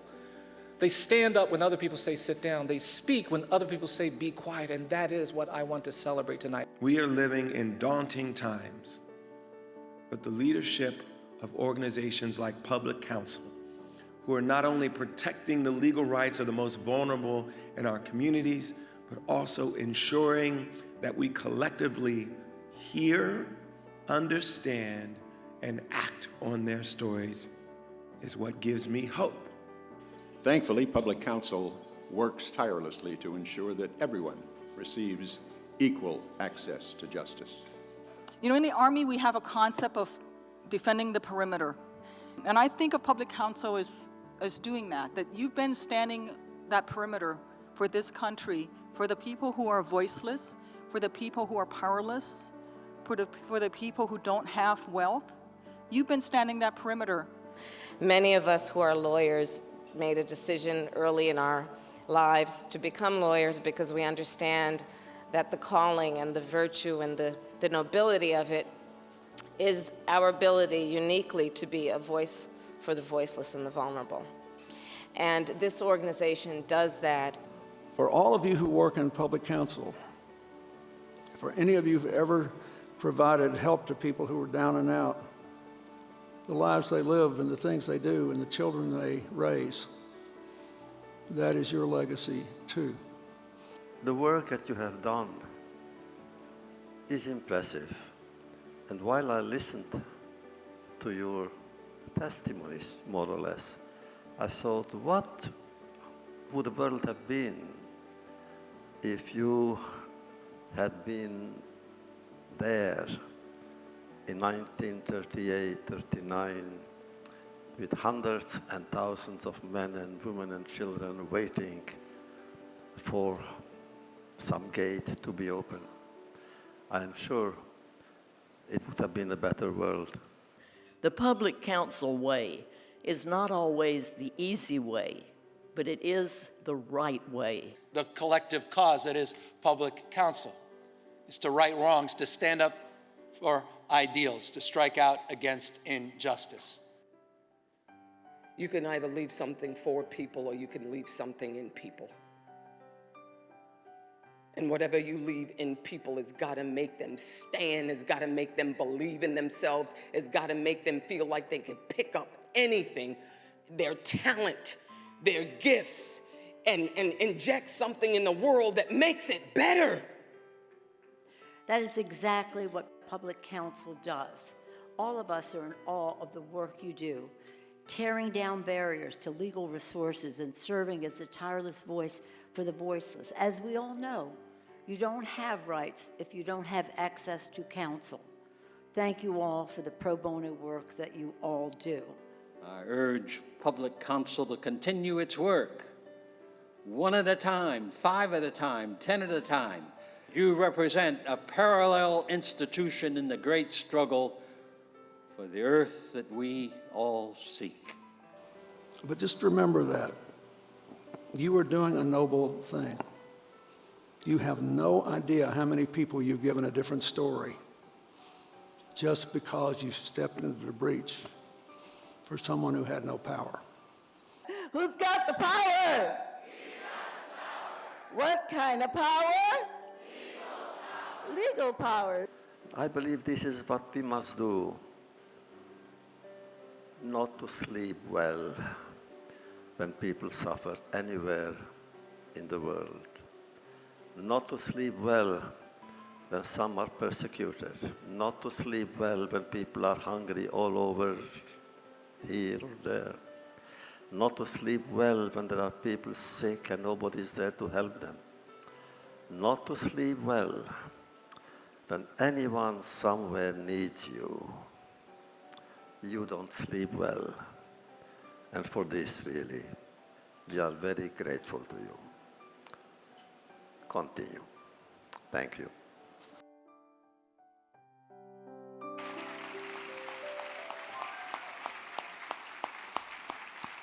Tell me, that is a friend group that you are proud to be a part of, right? It's a good thing to be a friend of Public Counsel. Year after year, I am blown away by the work of this incredible organization, and tonight is no exception. You having a good time tonight? You having a good time? Showing love and showing support? Well, it's that time. I warned you. Listen, here's the deal. Pro bono does not mean free, as you all well know. There's a lot of money that's required to actually do the good work that goes on here. So if you've been moved by anything you've seen tonight, now is the time to show it. As you heard earlier, Public Counsel is facing the potential loss of significant funding, while at the same time, more and more clients need their help. There is nothing more devastating to the dedicated staff of Public Counsel than to have to turn someone away. So listen, for the young folks, there are QR codes on every table. If you are not that young, was it we can't say old anymore? Is that what the word? Okay. Ask the millennials what the QR code is, or we have volunteers moving around the room for the boomers. They have pledge cards, and we're about to do something that you've seen before. It's kind of like an auction, but you don't get a physical gift in return. It's a fundraiser. I don't know what to tell you. Your gift is knowing that you are going to help fight this fight for the next few years, that we're going to need it more than ever. This is what we need. This is where we need you. If you yourself are not a lawyer, see what you can do. We're going to start off tonight because, like I said, it's a fundraiser. We're going to go big, and I know there's some deep pockets in the room. We're going to start off at $15,000. $15,000. Is anybody? We got 15. Is that one $15,000 or is it, that's one $15,000? I had to try. Okay, hold on. Is my mic on? Here we go. I got $15,000. Thank you so much, Bruce Cormichael and Betsy Beers. Got us started at $15,000. $15,000 right here. $15,000 up there. Oh, we are off to the races, ladies and gentlemen. Do I have any more at $15,000? Anybody else willing to give me $15,000? Anybody going to give me $12,500? Can a brother get 12? Okay, it's not for me. It's not for the brother. It's for our brethren. It's for our fellow human beings. $12,500. How about $10,000? Are there any $10,000 pledges in the room? I got $10,000 in the back over here. $10,000 in the back over here. We got Jane Fonda. Jane Fonda just gave up $10,000, y'all. As if she has not done enough for all of us over this time. Do I have any more $10,000? $10,000? I'm looking for, is there another $10,000? Somebody's pointing, $10,000 right here? Do I see any more $10,000? Yeah, I'm coming down. See, when I was a kid, this is the church. The doors of the church are now open. This is when the pastor would come down. Who has 10,000? I got another $10,000. See, this is what we learned. $10,000 right here. This is what I love. In conservatory, while learning about acting, we learned stillness. Wait for the moment to come to you. If you stand here long enough, more $10,000 will come. More $10,000 will show up. Okay, let's drop it down to $7,500. Can anybody give me $7,500? I know you're feeling it in your heart. Aloe Black sang for you a little bit, right? It got a little interesting. Do I see $7,500 anywhere? Anyone for $7,500? How about $5,000? We got a $5,000 right here. You know what? I'll throw in $5,000. Jane Fonda shamed me. I had to do it. It's not that deep. Was there another $5,000 over here? $5,000, anyone else? Where else do we have $5,000? We had one right here. We have a $5,000 of oh, Tanya, there you go. Thank you very much, ma'am. $5,000, anyone? $5,000 right here, $5,000 right here. I love this table. That's what I'm talking about. Do we have any more $5,000 in the room? If you build it, they will come. $5,000, anyone? $5,000, $5,000, $5,000. Thank you all so much. I would say $5,000 right up here. I would say you have no idea how much good this is going to do, but I actually think you do. That's the thing. If you've seen nothing tonight, I think you have an idea of how much good this is going to bring to our community. Is there any more $5,000? How about $2,500? Who's got me $2,500 right here? $2,500 right here. Thank you so much, man. Do we have anyone else at $2,500? $2,500, I'm looking around. $2,500 right here. Do we have any more $2,500 in the room? $2,400. A wireless mic is my best friend, I gotta tell y'all. I'm gonna come right out. $2,500. Anyone in the back? $2,500. Let's drop it down to $1,000. $1,000. $1,000 right there, $1,000 right there, $1,000 in the corner over there, $1,000 right there. Here we go. We're picking up traction again, ladies and gentlemen. It is all not just for a good cause, it's for one of the best causes. $1,000, $1,000. Any more $1,000 bids up here? Anyone? Anyone up here in the? I was going to say the cheap seats. It's not. That's not this. Wrong. We can't say old. We can't say. I don't even know what I'm doing anymore. I'm just talking. $1,000. Anyone? Any more $1,000 bids? Make sure the volunteers get to you. $1,000. Can anybody give me $750? $750. Do we have any more $750? How about $500? It's a nice round number, $500. You can do something with $500. $500 over there. Anyone? $500 in the back over here. $500. I got a couple $500 in the back over there. There we go. There we go. $500. $500. Every bit helps, ladies and gentlemen. $500. Give me $250. Who's gonna give me two? We got $250 right over here. Thank you so much. $250. $250. Any more $250s in the room? We got a $250 right here. Do we have any more $250 in the corner over there? We got $250. $100. $100. That's basically a Starbucks coffee. Okay, it's a couple of Starbucks coffees. We got a couple $100 over here. Thank you so much. You know every dollar helps. Every dollar helps. What? Oh, somebody went. Oh, you went back up to 1,000. Where were you like 5 seconds ago? I was like, $1,000. Thank you so much. Appreciate you. But we're at $100. You don't have to do like $1,000 like him. You can. You can do $1,000 if you want. We're at $100 now. $100. Tell you what. You've got the QR code. Everybody knows the website. When you go home tonight, before you take a rest and get some sleep, let your conscience tell you what to do. You know the QR code. You know how to keep on donating. I'm going to walk back up here on stage for a second. The wireless mic is your best friend because you don't have to stop. You don't have to stop. We're back. I have no idea what we just raised, but that was a good amount of money. That was a good amount of money. That was probably the better part of $100,000 coming out of this room, so I can't thank you enough, ladies and gentlemen. Give yourselves a round of applause. Give yourselves a round of applause for showing up, for Public Counsel, showing up for your community, showing up for America, because God knows America, needs some showing up right now. To present our final award of the evening, we have a very special guest.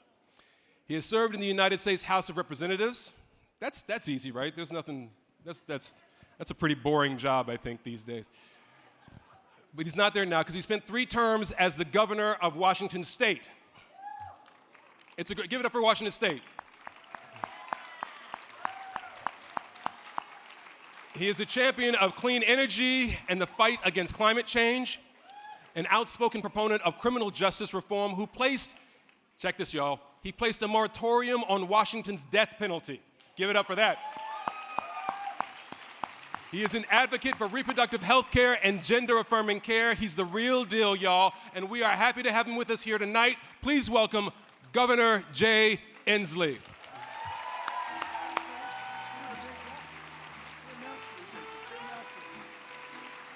Thank you. I don't really know what it means, but I want to say that Jane Fonda is mofo. I got to say that big time. And William O. Douglas was the Jane Fonda of the U.S. Supreme Court. I will say that. You know, when I was thinking about my comments, this is a huge honor for me to get to introduce Jane. And I was thinking about the similarities between these historic leaders in our blessed community. And they are historic, and their lives were intertwined with both their values and their effectiveness in some ways. And I want to reflect on 3 or 4 of them. First, I am proud to say that William O. Douglas and Jane Fonda are both Washingtonians. And here's the reason I say that. William O. Douglas grew up in Yakima, Washington. And the most seminal event, inspiring event of Jane Fonda's entire career was in the early 70s when she was arrested for the first time in the state of Washington. I will come back to that in a moment.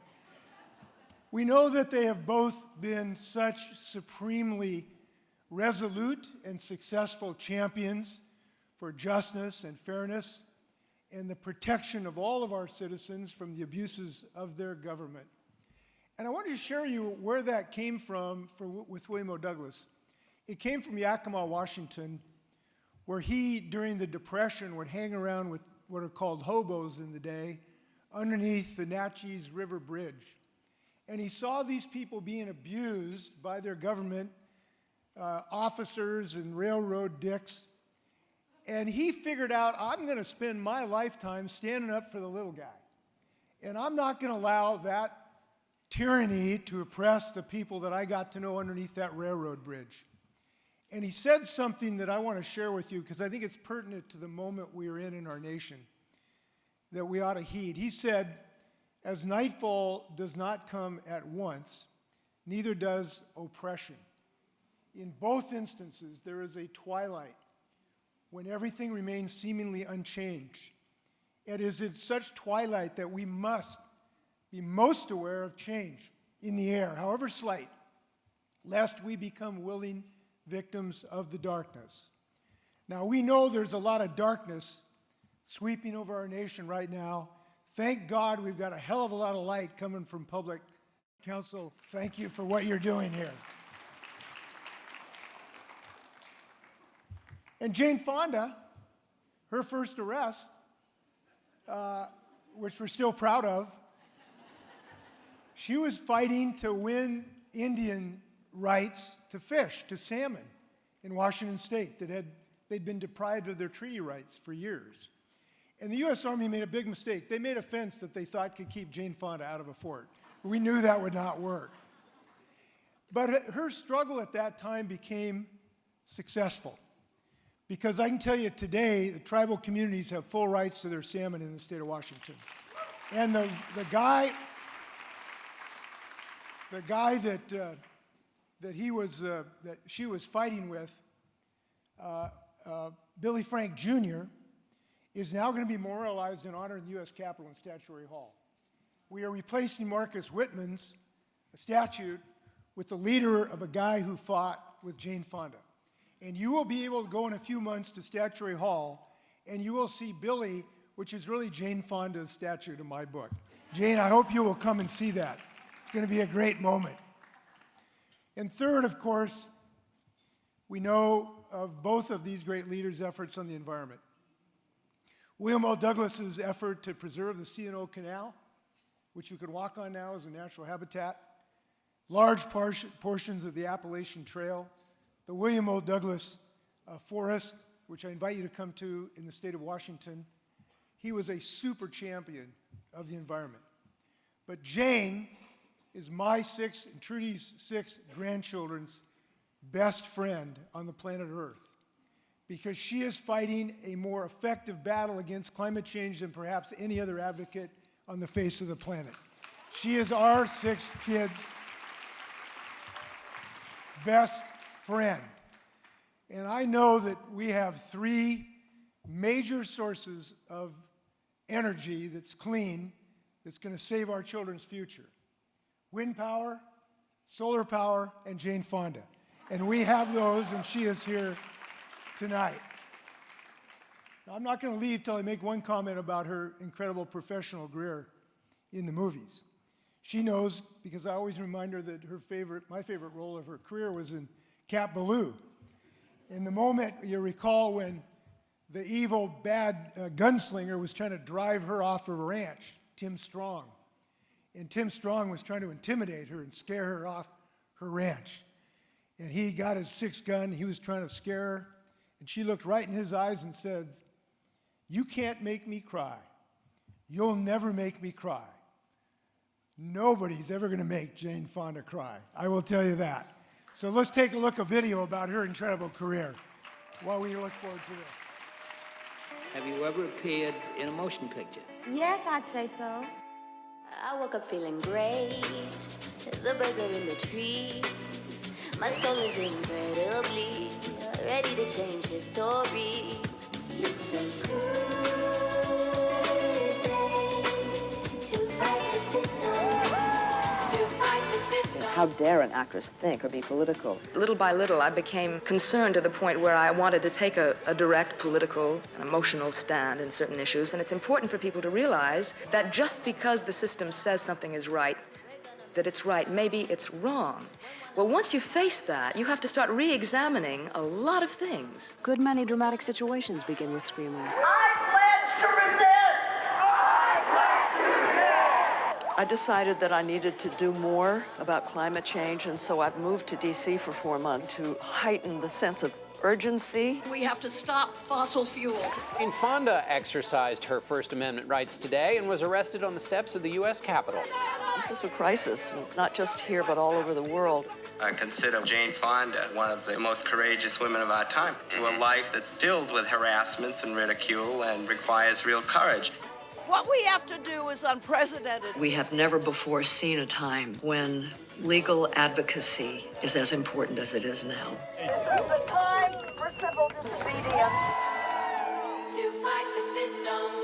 A lot easier for a boy. I beg your pardon. We can't have a democracy unless women have an equal presence and voice. I work with adolescents. I work on the issues of violence against women. If you grow up poor, usually with a teenage mother, and you become a teenage parent, the chances are that the poverty that has led to that will continue. Politicians don't seem to care that the health and well-being of millions of women are at risk. We cannot leave public health in the hands of corporate executives. You're a sexist, egotistical, lying, hypocritical bigot. We refuse to be controlled by a sexist, egotistical, lying, hypocritical bigot.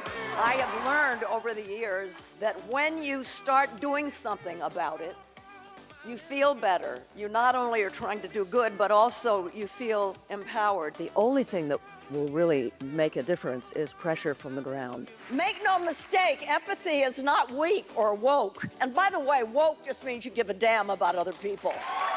It's not having experiences that make us wise. It's reflecting on the experiences that we've had. It took me a really long time to find my own narrative, but I am what I am. Freedom I've been looking for. Freedom, freedom is you.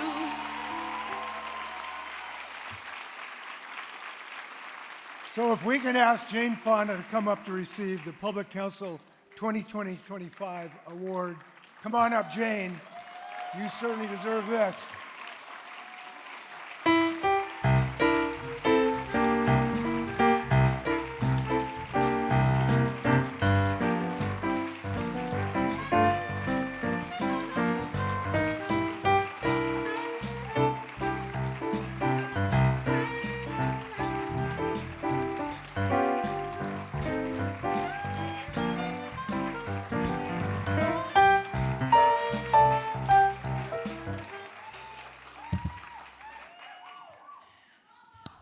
Well, I have fallen in love tonight. I have fallen in love with Public Counsel. Somebody said, Public Counsel, your work isn't done.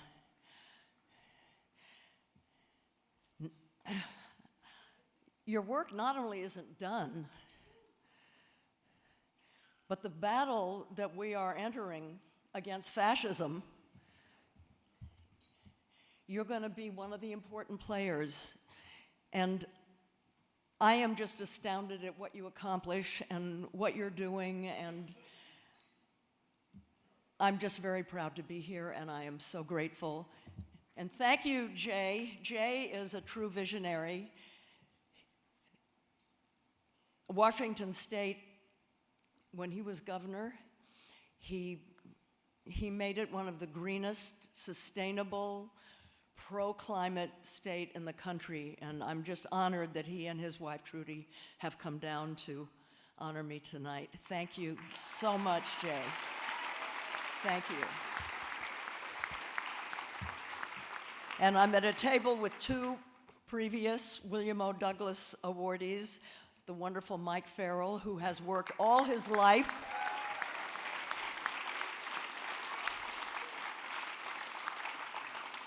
the most persistent, dogged commitment to ending the death penalty. And I thank you so much. And Dolores Huerta.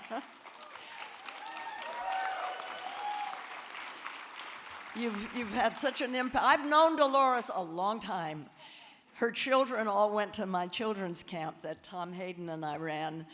Camilla was one of the campers, and Camilla now continues her mother's work, except that her mother continues to do her own work tirelessly and inspirationally. Thank you for being here, and I'm honored to know you both. Keep going, keep running. To receive an award, an honor for activism is a beautiful thing. Thank you. You know, I've been hung and burned in effigy. I have been attacked by Richard Nixon in his program called COINTELPRO, and I've been jailed and accused of treason, and this is way better. This is way better. And I just want to note that your very own Mark Rosenbaum, where are you? There you are. He defended me against Nixon, and we won.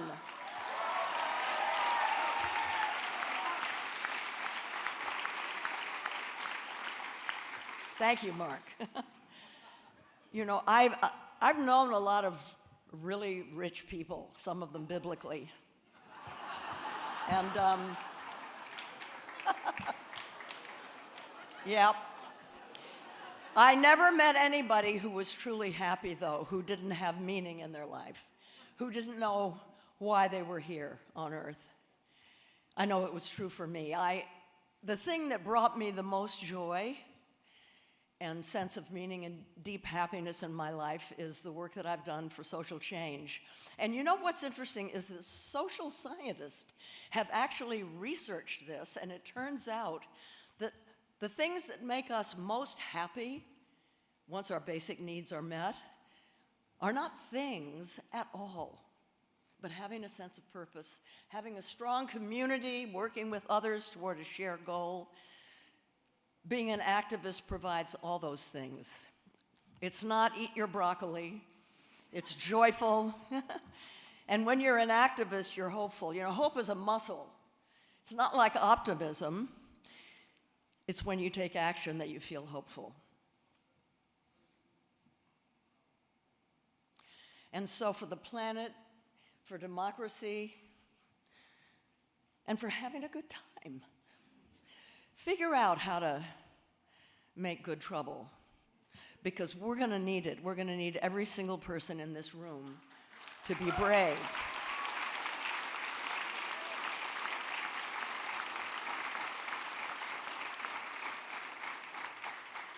I asked Jay, and I've asked several other people tonight, do you think people are aware of what's happening? We can't allow this to be normalized. You know, part of me, I just want to scream. I thought, how can I write a speech when I receive this honor from Public Counsel? I want to yell, I want to scream, I want to say, wake up, everybody. You're probably woke, and I've already defined what I think woke is, and I know you all agree. But not enough of our brothers and sisters in this country, I think, really understand the danger that's happening. Somebody mentioned, maybe it was Jay just now, you know, that in the twilight things begin to change and you don't really realize it. We can't self-censor. We can't, you know, do what the Washington Post and the LA Times did, you know, without even being pressured. I became an activist in 1970. Did I understand that Public Counsel was founded in 1970? Oh, we started out together. This is great. I became an activist because of the Vietnam War, and I became late. I came late to it. I haven't been an activist all my life. It was 1970, and that was when I started to get happy, I can tell you. And it changed everything. But what was important is that I was not alone. I joined a movement. I was surrounded by comrades who put starch in my spine and held me up when I was low. And I got, as some of you older people know, that I was really attacked. But it was because I wasn't alone that I could survive and keep going. We have to be part of a collective. We cannot isolate. Alone, we lack power. That's what's so great about Public Counsel. It brings us together. We cannot fight this alone. There are more of us, and if we mobilize, we're going to win, and it's going to take a long time, and a lot of people are going to be hurt. And what I love so much about Public Counsel is the people that are being the most hurt, who are the most vulnerable. You are the people that defend them, and we have to stand up and stand by you, Public Counsel. If you want to go fast, go alone. If you want to go far, go together. Yeah, and we have to go far. We have to go far and deep. We face two interconnected and absolutely unprecedented challenges: climate and democracy. And for both, and this is really important to understand, it is now or never. There is no, well, after 4 years, we can make it all right. This has never happened in human history, where we face a situation that at the end of these 4 years, assuming that democracy hasn't been so weakened that there won't be another election in 4 years, and we can't for a minute assume that that's not going to be true. But let's just say it's true. After 4 years, we get somebody else in the White House. But that's 4 years that we've gone in the wrong direction vis-a-vis climate, and we can't afford to do that. We're losing democratic norms. We're losing democratic capacity and infrastructure that we have to have in order to solve climate. And we're losing the climate stability we need to have democracy. Democracy does not function in chaos. Tyrants benefit from chaos. And the planetary tipping points are close to being reached. And after that, it is out of our control. It's not like we can get it back. That's what we're facing, and why we have to fight for democracy and for climate at the same time. Great activism has been happening for years. Thank you. Many people in this room have been part of that, but it's not adding up to enough fast enough. We haven't gotten the legislation that we absolutely have to have, that science is demanding, because so many elected officials take money from corporations, especially the fossil fuel industry. And so they won't vote for us. And so we have to replace them. Democrats and Republicans alike. Believe me, the Democrats take every bit of corporate money that Republicans do. We have to get rid of them. The bought-off Democrats and Republicans who don't represent us, don't fight for us. And we have to replace them with climate and democracy champions up and down the ballot, from the president all the way down to the city council and the sheriff and the controller. That's what I've been doing. I created a climate pact, and I can't believe the power that those down-ballot state and local elected officials have over things like democracy and climate. They're the ones that can make it happen. And by supporting them and electing brave people, we build a firewall against what's coming. Have any of you ever lived in a fascist country?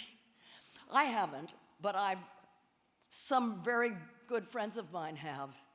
And, oh my God, never mind.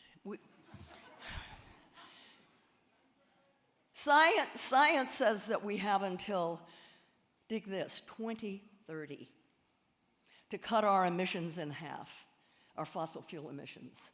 And after that, it may be beyond our control. This decade, the 2020s, is going to determine whether there is a livable future. What an awesome responsibility, but also how incredible. We're so lucky. We are the people to have experienced the effects of the climate crisis, and we are the people that can do something about it. If we fail, that's it. It's our responsibility. Keep scrolling, please. I'm giving a lot of speeches these days, and I can't memorize them all.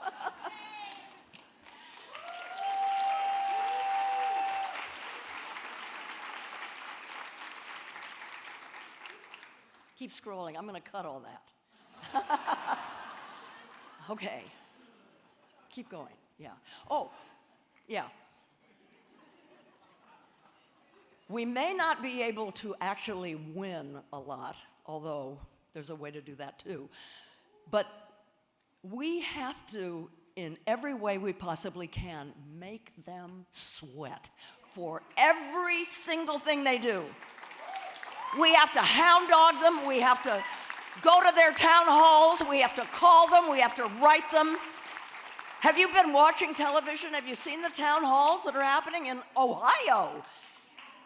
Republican constituents yelling at their elected officials, their Republicans saying, "What are you doing?" And blah, blah, blah, blah. They don't know how to answer it.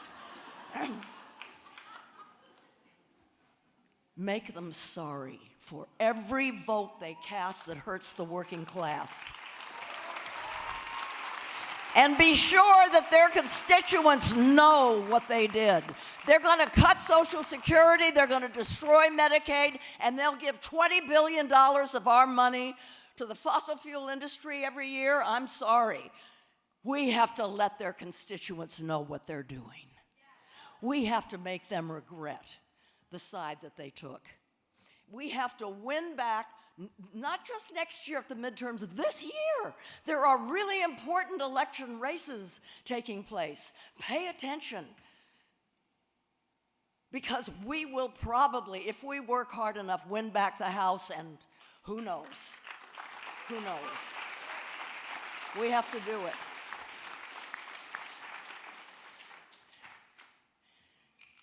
I'm just so grateful to my new love.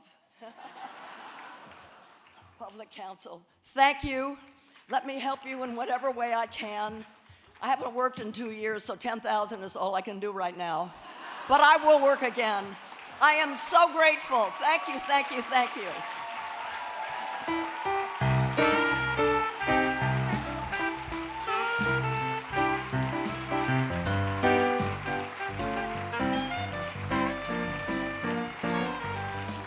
Jane Fonda, ladies and gentlemen.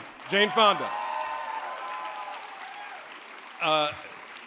She ran it down, checked all the boxes. Basically, deep down inside of her, there is an old black pastor from the South, because she hit it all dead on and with energy and fervor. Listen, it's the end of the night. Thank you, Jane Fonda, for being such an inspiration to us all. You feel inspired? Are you re-energized? Your tank filled back up? Thank you to all of our honorees, and thank you to all of you for being here tonight. Thank you for giving tonight. We raised a record $131,000 just tonight in the room. So listen, be safe getting home. Listen, we have coffee and tea and some cookies out in the reception area. Just make yourself at home, hang out. The valet is going to take a minute. Also, make sure you get home Watch Idle Black on Jimmy Kimmel. Buy his album tomorrow. Thank you very much for being here. Much love. I'll see y'all here next year. We're going to get a lot done between now and then. Much love. Keep fighting the fight.